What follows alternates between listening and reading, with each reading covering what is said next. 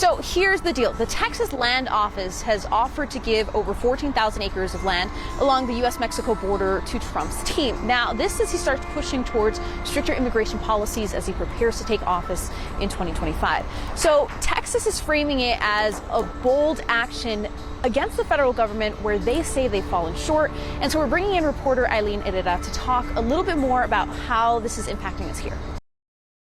Well, to our breaking news out of Las Cruces, 3 people are dead and 15 others injured after gunfire broke out at an unsanctioned car meet at Young Park Friday night. Las Cruces police now confirm some individuals have been detained, but so far, no arrests have been made.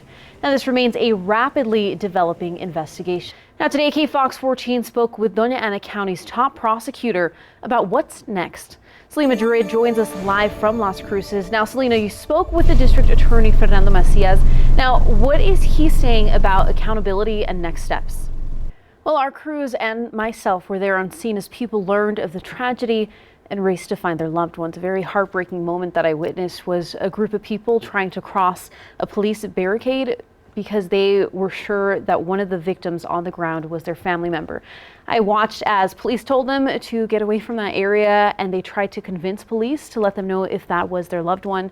Now, the police at that moment telling them that they could not give them that information, but about half an hour later, I watched as a woman fell to the ground and was crying, "My baby, my baby." Take a listen.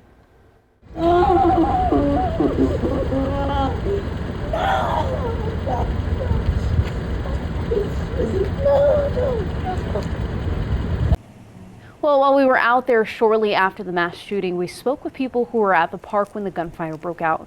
Now, they described how quickly everything turned into chaos. We're just trying to have This community is in mourning tonight after gunfire erupted at an unsanctioned car meet near Young Park. Now, 3 people were killed and 15 others were injured in the chaos. Now we go back live to Selena Madrid, who is at the scene. Now, Selena, you were the first person to arrive on the scene last night. I did get there a little bit shortly after you were there. Can you talk to me just about the difference that you've seen in the last 24 hours and the time that since we've been there? Well, we're in Sunland Park, where a lawsuit has been filed against the Camino Real Regional Utility Authority, also known as CRUA. And almost exactly a year ago, we started receiving complaints from people living in Sunland Park in Santa Teresa about having slimy and discolored water. Now, this would go on for several months. And during that time, I started doing some research and found reports showing that CRUA actually had arsenic levels in their water above the legal limits. So I took that research and those concerns to CRUA. I want you to listen to what their response was back then. There's a notice of violation in September of last year, November of last year, December of last year, January of this year. Is this what you want to be seeing from the utility company?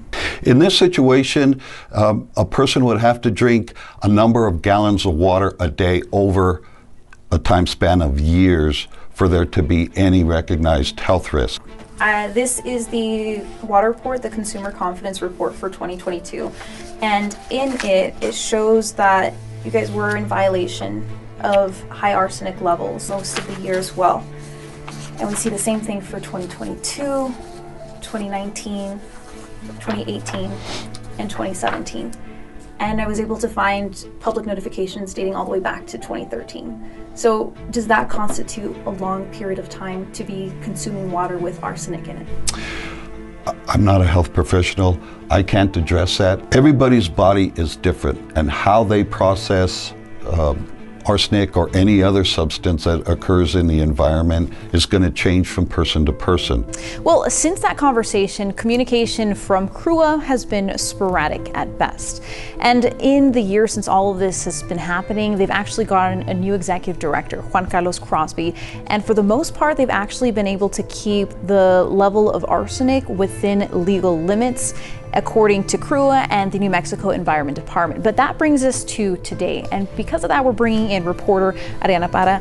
Ariana, can you talk to us about what happened here today? Right, so what happened here today is that there's been an ongoing battle between Texas and the Biden administration over this. It's razor wire here along the U.S.-Mexico border, and here in El Paso it goes as far as the eye can see and actually blocks off the Rio Grande right here. So Texas has been arguing that the federal government isn't doing enough to keep people from entering Texas illegally, and this is their response. They've said, we're taking matters into our own hands. But the federal government says that it stops Border Patrol agents from being able to help migrants, and you can actually see some clothes right here along this razor wire. Even though we're talking about this razor wire, it's not about that. It's about who has the power over the border and who makes up these policies and what happens with this. We're bringing in reporter Harrison Harper to talk about some changes that happened today. Well, we're here at a local elementary school, and a week ago, CBP and ICE couldn't make their way on campus. That all changed this week. So back in 2021, former President Biden had set some guidelines that pretty much prevented ICE and CBP from conducting enforcement actions. That included places like schools, hospitals, churches, places that were deemed essential to living. Now, that all changed on the second day of President Trump taking office. He threw all of those guidelines out and made things very different here for us in the borderland. And it has school districts in the borderland scrambling. We don't want fear to be a factor in their lives. I don't think anybody can focus on reading and writing and mathematics and the things we're responsible for if they're afraid. And look, all of this is really at the top of mind of a lot of people in the community. Por muy migración que sea, por muy gobierno federal que sea, deben de respetar. Una iglesia se respeta, una escuela se respeta. Sencillo. And I reached out to every district in the borderland to ask what they're doing about this. How are they making sure that students and community members and families feel safe? But we're asking these really hard questions that really right now schools don't have the answer to. They're looking at changing policies that have been in place for decades. And community members are scared.